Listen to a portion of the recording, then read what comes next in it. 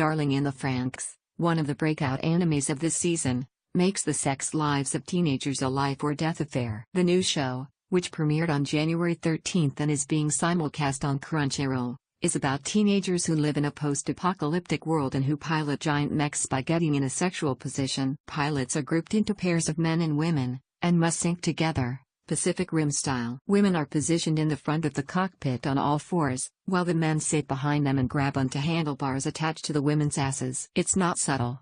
Outstream video loading advertisement. Darling in the Franxx is clearly about sex.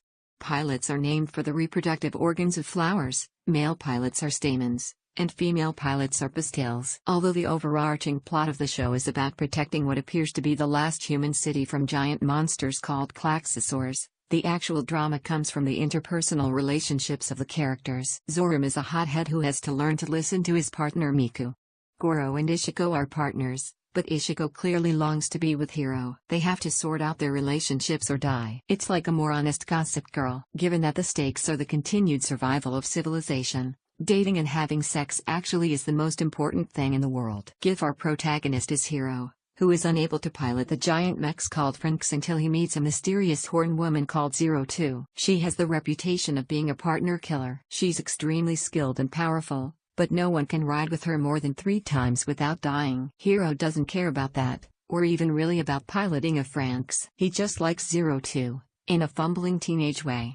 It's a will they/won't they with the fate of humanity in the balance. Advertisement. The show can be leering, especially toward its female characters. When we first meet 02, for example, she's bathing nude in a pond, her long hair and probably covering her nipples. This is more uncomfortable because the show is cagey about how old the characters are. They seem old enough to be starting to have sexual feelings, and the show has the trappings of a high school setting, uniforms and all. However, the adults around them refer to them as children.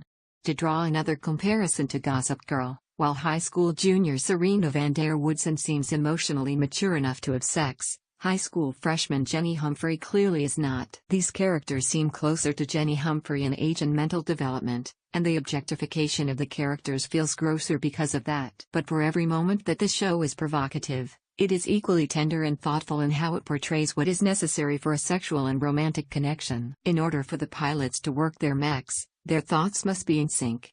That means male and female pilots must fundamentally respect each other. Partners warn each other not to squabble so they can be effective in battle. When the cold and cruel Mitsuru is dismissive of his partner Ikuno, they lose sync. Ishiko, the team's leader, desperately wants to be able to connect with Hiro, but his connection to her isn't nearly as strong as it is with 02. Advertisement. There's a lot going on in Darling in the Franxx, even only 4 episodes in, but I'm most intrigued by 02. She has an untamed, Brigitte Bardot-esque sexuality that other characters seek to control in the service of piloting a Franxx. Her relationship with Hiro keeps the robots powered by teenagers' fucking conceit from feeling too gimmicky. Where Hiro hasn't been effectively able to express